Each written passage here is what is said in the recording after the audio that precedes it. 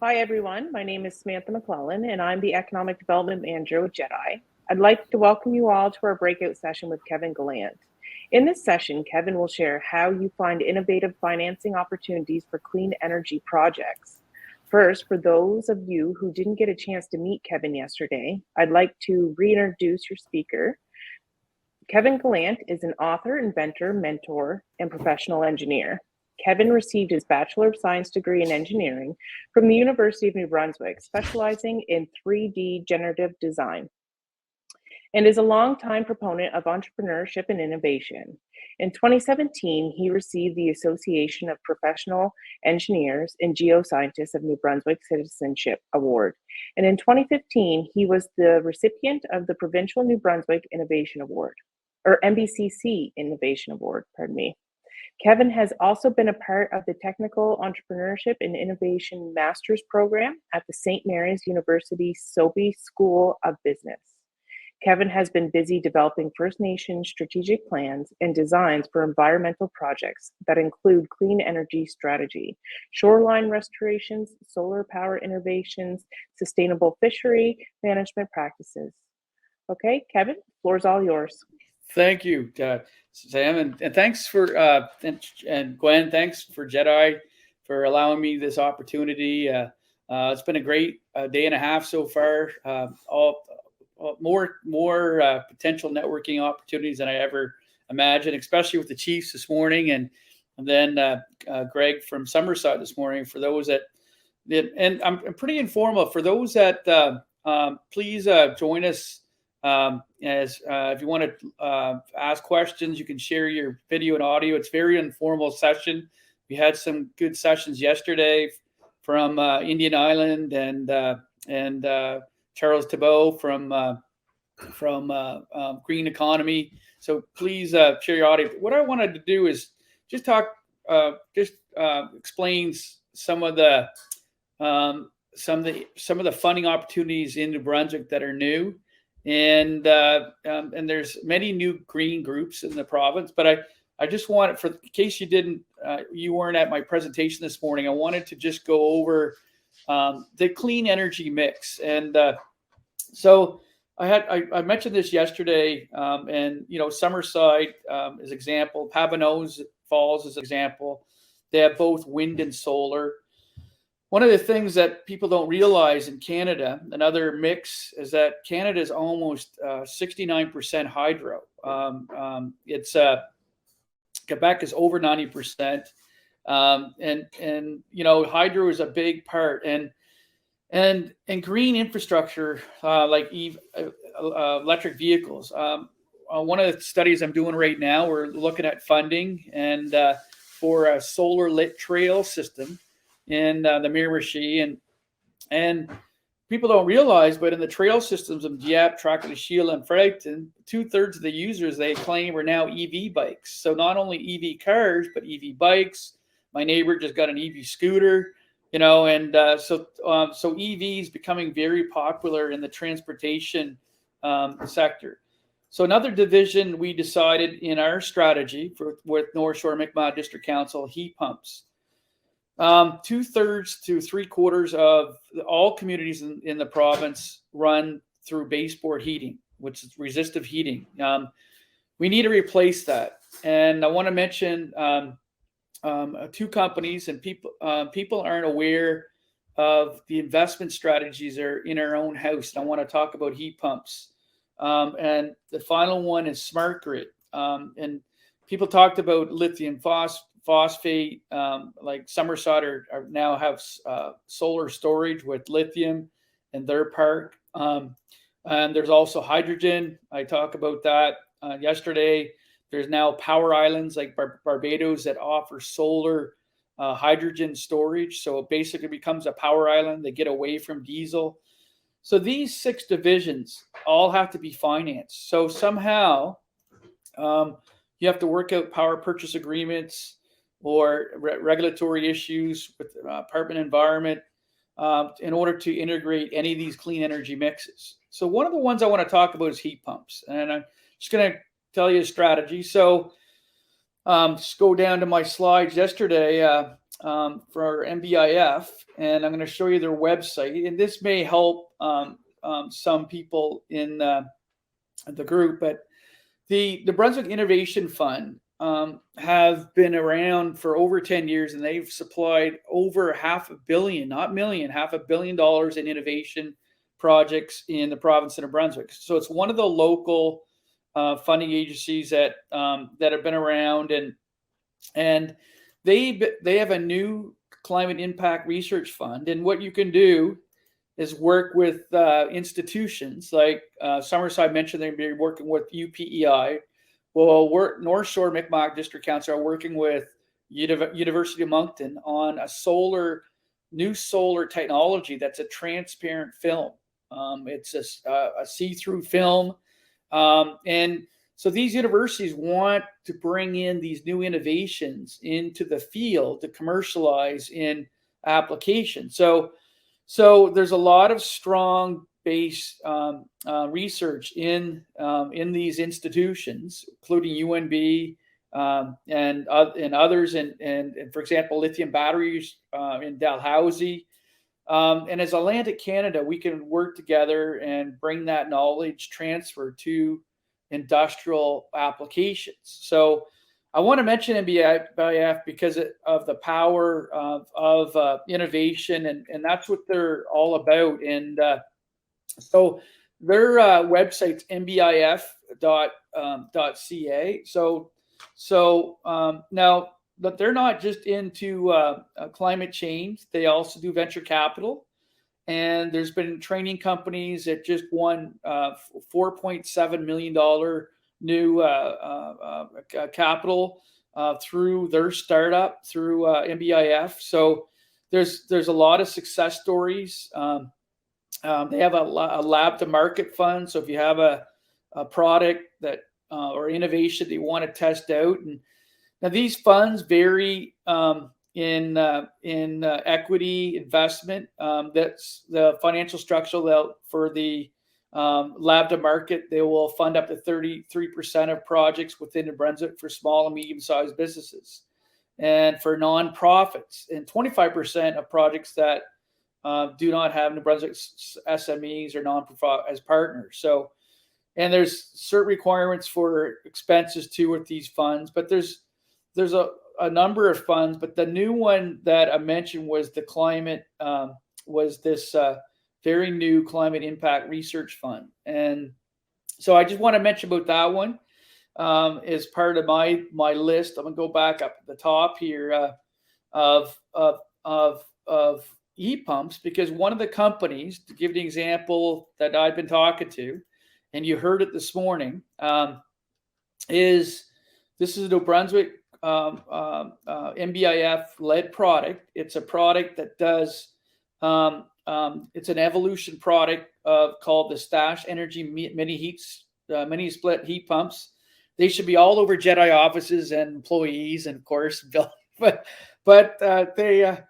they're around $6,200, I think it was. But it's a little more expensive than a typical. But it has a storage in it. It has thermal energy storage with smart grid and smart home ready thermostat. And we had a technical college test these out and strategize these, and this is the unit itself inside your building or your home. But why not buy local? And the reason I want to mention this, MBIF will support the use of these products in your buildings. They will in the climate impact fund, they want to test more of these inside New Brunswick buildings or First Nation administration buildings. Or so this is an example of one of the MBIF spin-offs, Stash Energy, and they're based out of Fredericton.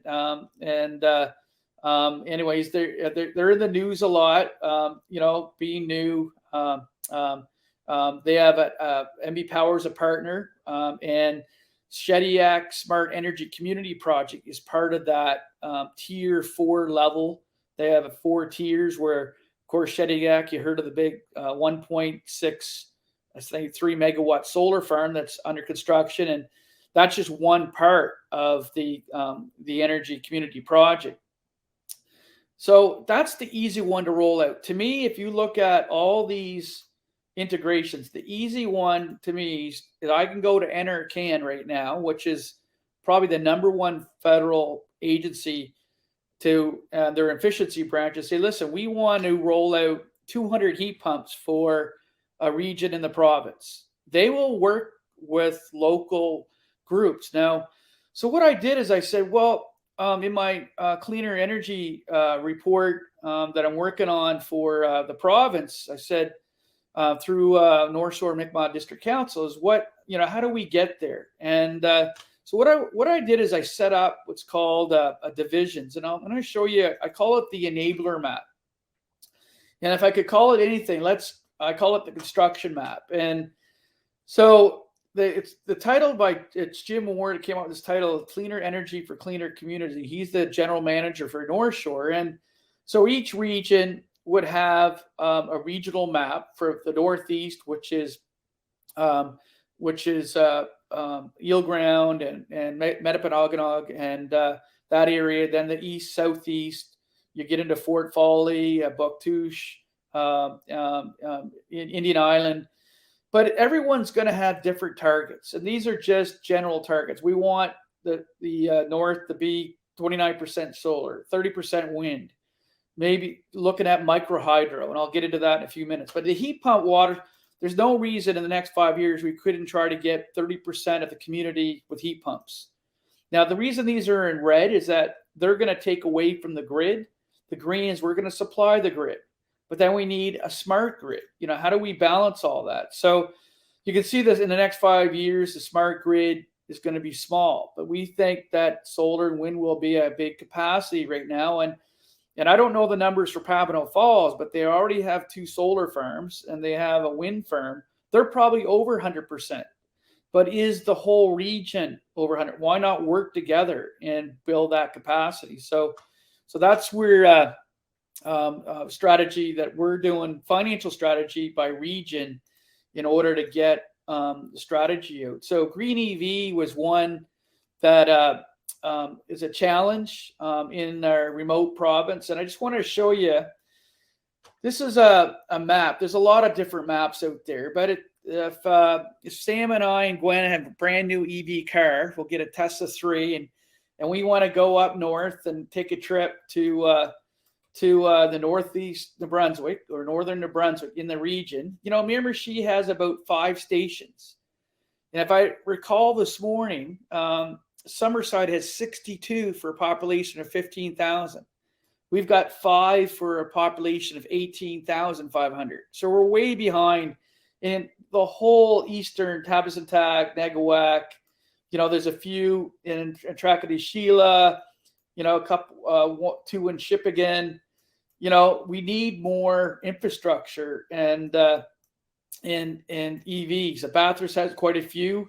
It has more than Miramichi in their areas. And another thing too is the awareness. Like, what type of level? There's level 1, 2, and level 3 now, which is a fast charger. So if you look at Bathurst, there's one level 3. So I'm looking at strategies, for tourism. You're going to want to put level 3 chargers in, but they're higher priced. They're a lot more money.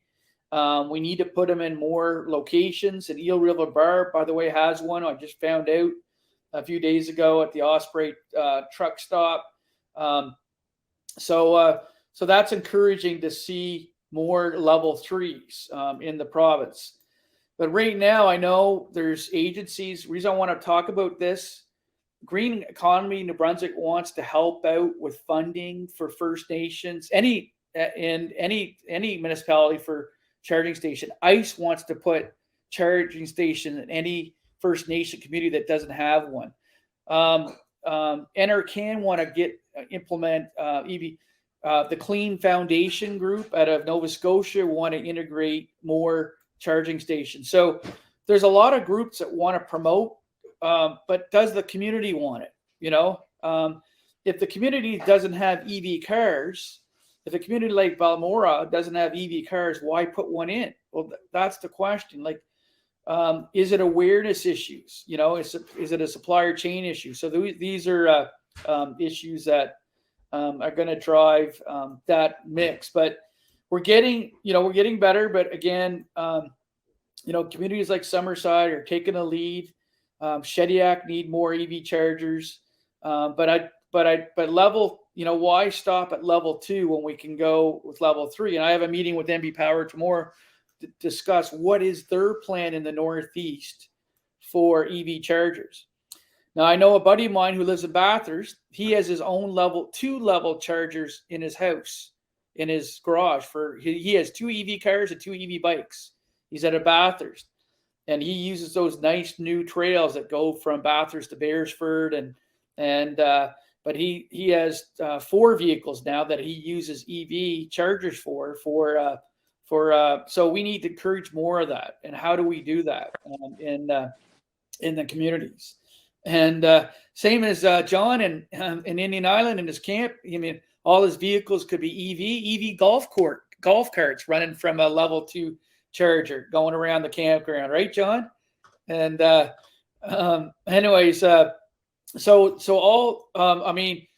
John could promote EV tourism, EV bikes from Indian Island, going out and experiencing the island and the area through tourism, right? So there's a lot of strategies, but you need the charging stations to do it, right?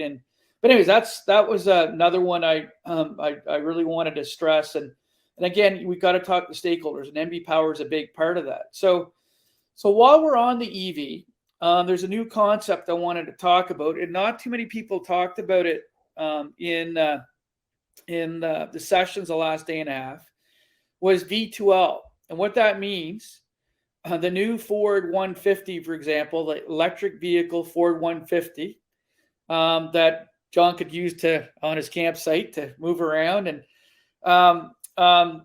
now can charge. It's called a vehicle to home, or V2L technology. He can use that Ford 150 and connect it to his campground administration office as a smart battery. So now vehicles can be used as smart batteries. These newer vehicles coming out, there's a few brands like Volvo and Ford 150 that become the EV batteries. Because I think not only we're going to have smart grids in every community, but the house will be part of that smart grid. And you heard Greg this morning talk about the Slash heat pump. He actually shuts those heat pumps down in peak demands so that they don't tax the grid. They use the 4 hours of stored heat so that he doesn't have to use electricity to run those smart heat pumps. They're the similar. They're basically a smart home battery. And so those investments are key, and now MB Power is not ready to hook up every Ford 150 in this province yet to the grid. All these technology is going to evolve, but it's out there now. It's the connections are there now. It's but all that has to work together. And I just found out this morning that they're investing in AI technology, artificial intelligence technology, to balance this grid and balance this.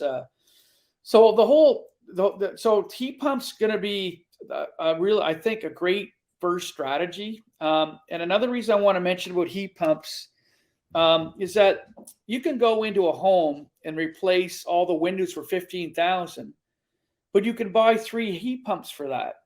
Okay. Yes, you've got to put R50 insulation in the attic, but really, in a sense, heat pumps add 3.5 to 4 times the efficiency in a house versus baseboard heating. And just give an example, what's happening right next door, Quebec just banned any new oil furnaces in Quebec. So you cannot install any new oil because they want to get all clean. The heat pumps, the strategy. In the UK right now, actually Scotland itself, they started out with wind in 2005. They have 40% offshore wind. They have 56,000 solar installations. We only have 500 in the province. And they have 500 microhydros, okay? We have a couple, okay? Which means, microhydro means under 100 kilowatt hours. Very, So Scotland are clean now, 100%. So why I wanted to show you the clean energy map of New Brunswick is how can we make our regions clean?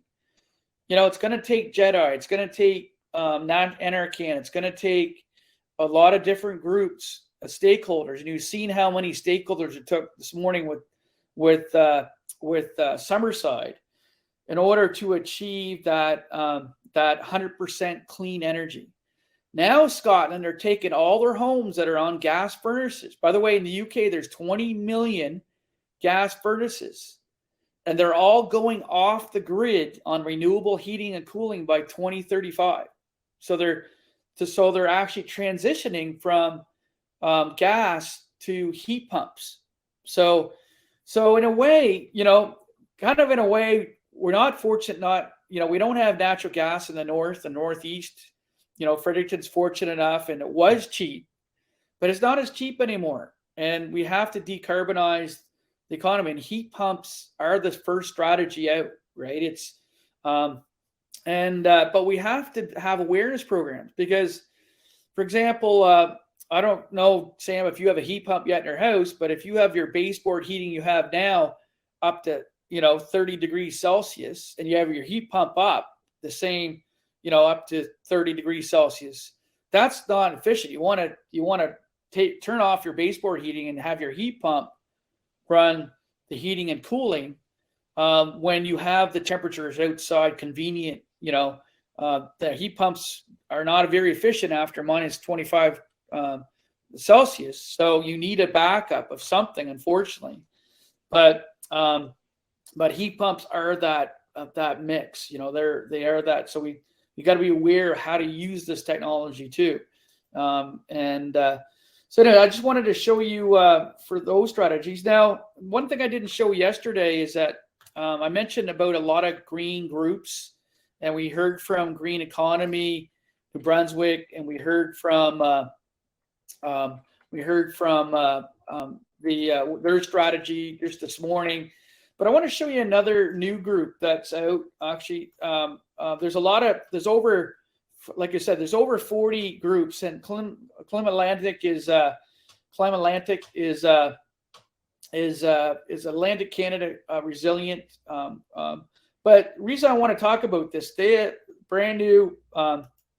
They have a funding category in here, and in here they're updating their list of federal, provincial, and non-government sources, and they have more than what I showed yesterday. They have a Nature Smart Climate Solutions Fund. You want to plant trees. They have a 2 billion trees program. But this is one I found for Climate Action Awareness Fund. There's another one called Green Infrastructure Fund for community capacity building. And another one's called the Canada Community Building Fund. And we heard of some of the funds that were discussed this morning through the Summerside. Some of them are on this list, and the First Nation Adapt program and the Indigenous Community-Based Climate Monitoring Program. And this is a new one for me. I mentioned this yesterday, but if you're into social housing, this is one that an engineer that's, I call him a regional energy advisor. His name's Peter Corbin. He was Inconvenient Truth, but he's building houses in a lot of rural communities in this province, social housing through funding, and they have $300 million for at competitive rates to offer municipalities social housing, which I didn't know. So that's a new one for me, this one here. And then I mentioned the NBIF, where I think it's a very strong one. You've just got to connect with the right university with anything you want to do in solar, wind, hydro, lithium storage, batteries, smart grid storage. And then there's a lot of Eco Canada wage subsidy. One of the things I want to mention, and it was discussed, is how youth can be part of the strategy for all this. And Jedi has youth programs all the time, and so do ICE. ICE has some young entrepreneurship programs. And they're all for younger, 15 to 30 age eligibility, and there's to receive up to 15,000 in wage subsidy. I think ICE one is up to 32,000 in a wage strategy. So employees can look at hiring students to be involved in wage subsidies for green projects and get their feet dirty. And now another one, I've been trying to get a hold of the Clean Foundations program. They have an internship group, and I do want to take you to the Clean Foundations group because they I was saying just go to their website here in a sec. Just get to their site. Yeah, there we go. But I don't know if people know this. I think they're formerly Nova Scotia Solar, and now they're Clean Foundation. But they have a lot of education, and if you go through their education and their guides, they have they have a federal initiative called You Can. So it's a federal strategy. They have a lot of clean energy revolution. So if you want to look at action grants and clean, they have a lot of educational guides. And Gaia in New Brunswick use some of their guides to help them. They're one of the partners. Is Gaia, and Gaia wasn't brought up, but it's a big part of the youth education, and they would have been a really good partner in the programs. But let me just show you see if I get the team in here. They're out of the main office is out of Dartmouth. They have a Sydney office, but they do have the Gaia connection location. There we go, location. No, there's somewhere in here that there's a connection to the Gaia group out of Fredericton, and they really they've been around for over 10 years in Fredericton, and they've been pushing clean energy and in clean schools and in the province of New Brunswick. So, and they're a partner of the Clean Foundation. A lot of people don't know about it, and about their. But anyways, they've been really busy. They're putting in 300 EV charging stations in Nova Scotia, 300. So they were looking for applications for. So why I'm saying it's important, whatever area you're in, to connect to watershed groups. Okay, and one of the ways we do it in our province is through the Environmental Trust Fund, and I'm the vice president of the Miramichi watershed called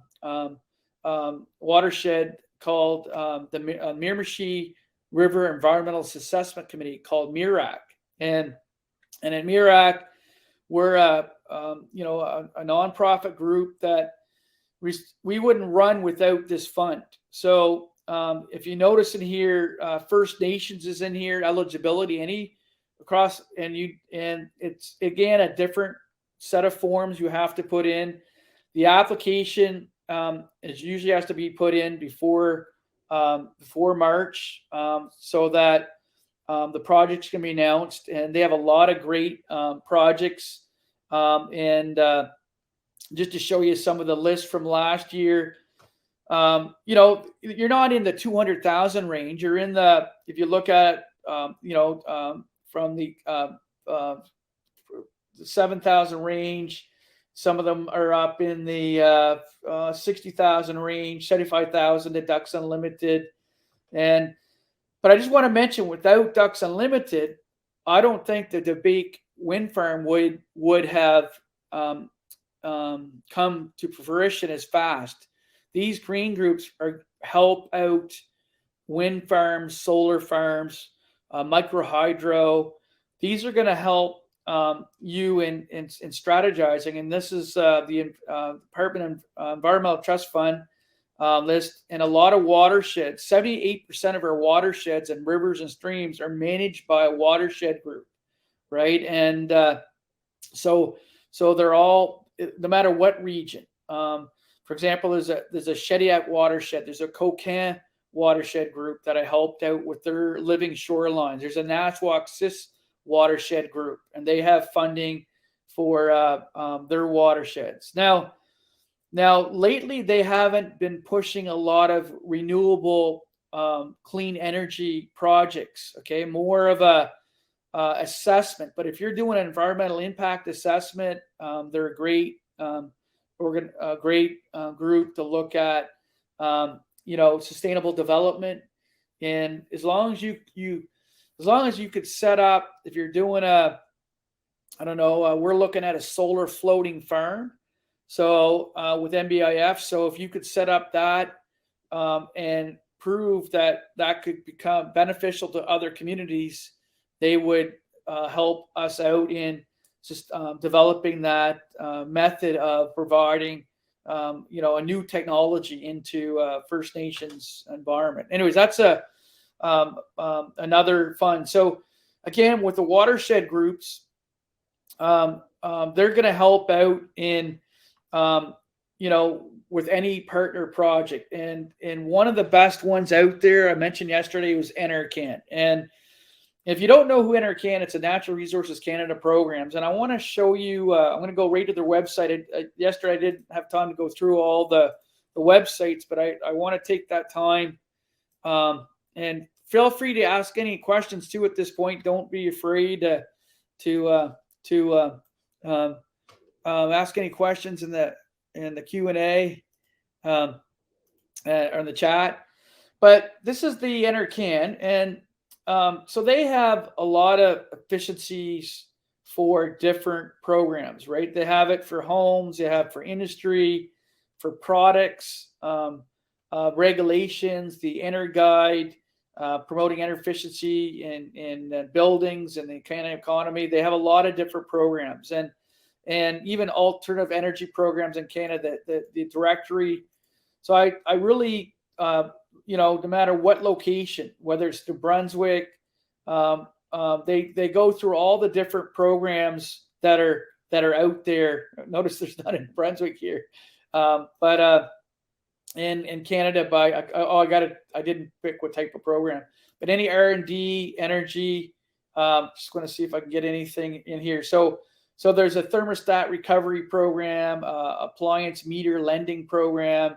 There's meters that MB Power have that lend out to see how much energy is used in meters.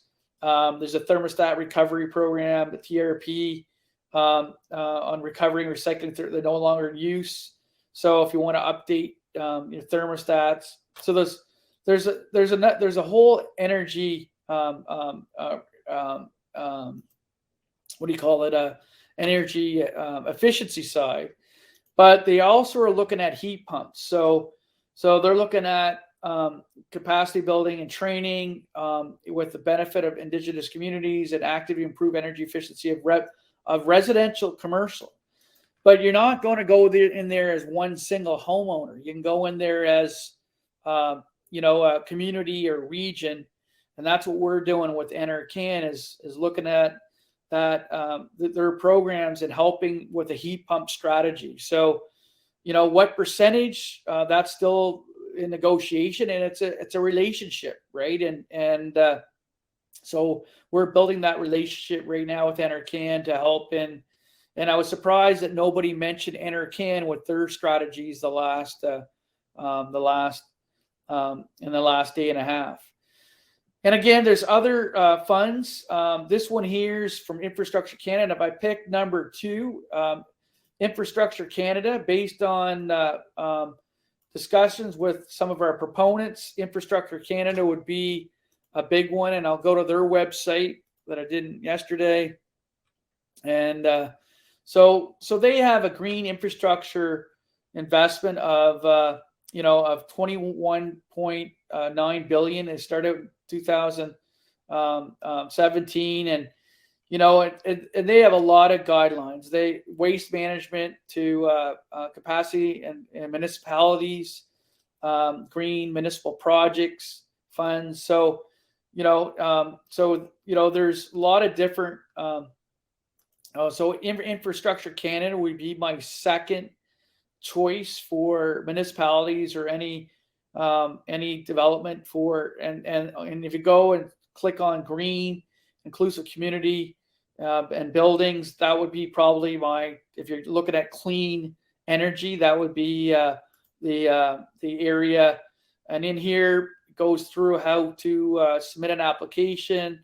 If you're Indigenous, it goes through all the considerations for that. A minimum of 150 is allocated just for Indigenous projects led by Indigenous populations. So they go through all the steps. And so going back to my slides, if I pick two programs, based on our proponents and who we're working with outside of New Brunswick, the NRCan would be number one, and the green infrastructure programs through Infrastructure Canada would be number two. And there's a lot of other ones out there, and again, I want to emphasize too, in NB Power, with Natural Forces, one of our many proponents for private equity investment. This was probably the greatest thing that's happened in New Brunswick is that we're having people come in and installing wind and solar farms, like Natural Forces are doing both, and they're doing all the environmental studies, the design engineering, working with Enercon, a German company, for example, the turbines and long-term maintenance cycles.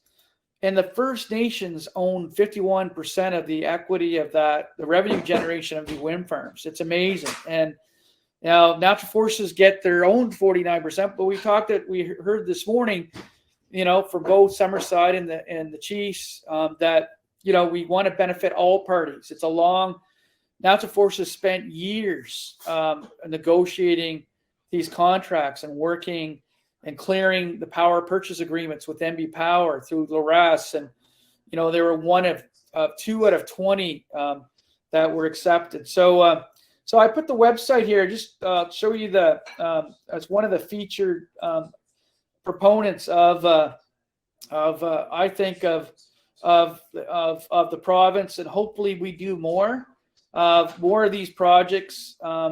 And these were completed in early December 2020. They're gaining a lot of momentum. And why I want to mention this one is that the projects don't have to be within your community. We can invest in projects outside. Papineau Falls are investing in wind farms outside their community. So one of the things that Summerside did is they used an abandoned landfill. Well, we can use landfills to put wind farms and solar, and use these brownfields to put in projects and build capacity for that. So that's another. But that was my favorite case study. In the province, and it's revenue generation. Now, another thing I want to mention too, that you probably heard about Sustainable Development Goals, the goals United Nations have, and when you look at the UK, this is from the British Standards Institute. They have standards to support net zero. So whatever finance we need to build, they set these categories up to support. Of course, we have to reduce greenhouse gas management, and the green economy in New Brunswick or Canada is part of that stakeholder. But energy itself with NB Power, transportation industry, and building in the environments, working with the environments. Why solar PV when we can build solar passive buildings? Manufacturing, digital, healthcare, and food, agriculture. All these are, New Brunswick should get into standards to support clean energy for all these different sectors that the UK is set up for net zero for 2050, and their economies. So I want to, one of the final ones I want to mention, because Natural Forces has been talked about a lot the last day and a half, and Austin and has really contributed a lot to New Brunswick, and again they're a Halifax, but this is a local company called TrueSun, and you'll notice this one here is an EV canopy, but they built these canopies to power complete solar with EV cars. So basically, to drive in with your EV car and plug in your EV car right into solar and plug it off grid. So this company is out of a little place called Beresford, New Brunswick, and TrueSun is signing many rural municipal contracts to build solar farms, and they're a great company, a new company, but they're already in Petit Rocher, Nigadoo, and a lot of other municipalities. And there's engineering companies like Corbeau Engineering that are working them. They're out of Bathurst and Chakashila that are working, and they are putting these panels in for free, installing them based on an equity investment. Same with Natural Forces. So they'll put one in your community for 49 cents on the dollar. Similar strategy with Natural Forces. And then there's another company we just met at Halifax that are willing to do the same. So we're finding a lot of projects, and these companies are coming in. It's not really a study anymore. Now we're building projects. We're boots on the ground, constructing these solar farms, these innovations. And if you look at the province right now, Eel River Bar, Papineau Falls, Shediac, and their new Ormocto have one, and many Northeast communities. All these renewables are happening in First Nation and rural communities. We're setting the bar, and I think clean tech is becoming a source of revenue for both First Nations and smaller municipalities. And as we build into the smart grid, I think we're really going to go a long ways. And so, anyways, that's a little bit about clean energy innovation, things that are happening recently, and I just got a pop up that we're going to move on to a little early to the closing ceremony. So I want to thank you for listening, and you guys didn't throw too many questions at me, and hope you have a good clean energy future. And don't hesitate to get a hold of me at gallantjcanada@gmail.com, and for any discussion about any forms of the clean energy mix.